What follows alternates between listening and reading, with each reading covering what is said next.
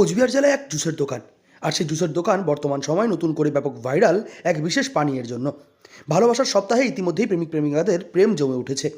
এরই মধ্যে কোচবিহার জেলায় একেবারে এক নতুন শরবত এলো সকলের মন জয় করতে।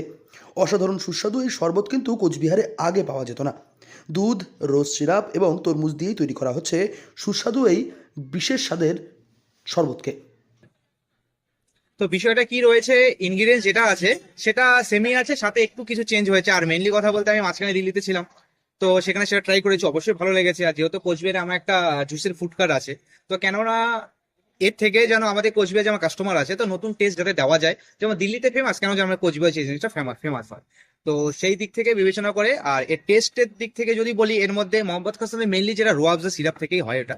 আর আমি সাথে যেমন রোজ সিরাপে এড করেছি, আর সাথে ওয়াটারমেলন যেটা রিয়েল পার্ব আছে সেটা তো যাচ্ছেই। এই শরবতের স্বাদ নিতে সকাল থেকে সন্ধে পর্যন্ত ভিড় জমাচ্ছেন বহু মানুষ।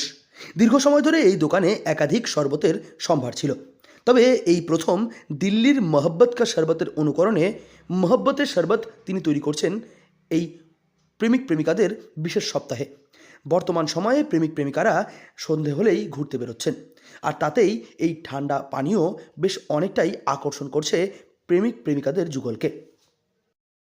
সাথে ওয়াটারমেলন একটু সিরাপও যাচ্ছে ওর সাথে। বেশ কিছু সিক্রেট ইনগ্রেডিয়েন্টসও দিচ্ছেন আপনি, এটা আপনার বিশেষত্ব। হ্যাঁ। তো এই শরবতের দাম কিরকম রেখেছেন আপনি? দাম আহামরি না, আমার নর্মালি আমার শেক তো 60 রুপিস থেকে স্টার্ট, কিন্তু এটার রেট রেখেছি আমি 40 রুপিস গ্লাস।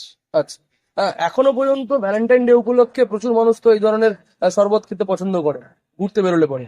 তো কি মনে হচ্ছে এবার ভ্যালেন্টাইন ডে উপলক্ষে কতটা নজর রাখতে পারে এই শরবত? তো মেনলি আমি এই জন্য ভ্যালেন্টাইন্স ডে আগে এটা রাখলাম, কারণ কি 14ই ফেব্রুয়ারি মানে একটা ভালোবাসা দিবস, অবশ্যই কাপেলরা বের হয়, তো কেননা তার সাথে একটা ভালোবাসা ড্রিঙ্কস যদি উপভোগ করতে।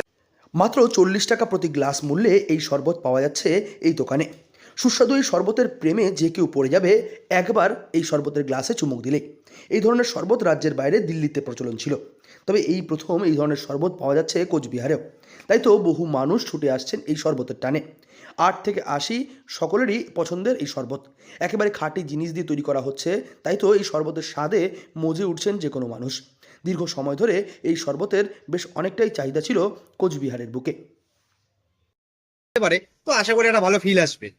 তো এর সাথে আমার যেমন রোজ একটা মকটেল আছে, আর সাথে তো এই মহব্বত কা শরবত থাকবে, তো আশা করি যারা কাস্টমার আছে অবশ্যই ভালো লাগবে। এখনো পর্যন্ত যে কজন খেয়েছেন কিরকম রিপারকেশন পেয়েছেন ওদের কাছ থেকে? এমনি তো ফিডব্যাক ভালোই আছে, আর খাচ্ছে ভালোই দিচ্ছে। আর তাছাড়া এমনি তো দেখো আমাদের যে কাস্টমার আছে, তো মকটেল কাস্টমার তো আগে থেকেই আছে, তারা তো আমার খাবার টেস্ট পায় দেখে সাপোর্ট করে, তো সেই হিসাবে আশা করছি ফিডব্যাক দিয়েছে যে হ্যাঁ ভালো। জেলায় একাধিক ঠান্ডা পানীয়ের দোকান থাকলেও এই শরবত এই প্রথম এই দোকানে পাওয়া যাচ্ছে, তাই তো বেশ অনেকটাই আকর্ষণ বাড়াচ্ছে এই শরবত। কোচবিহার থেকে সার্থক পণ্ডিতের রিপোর্ট, লোকাল 18 বাংলা।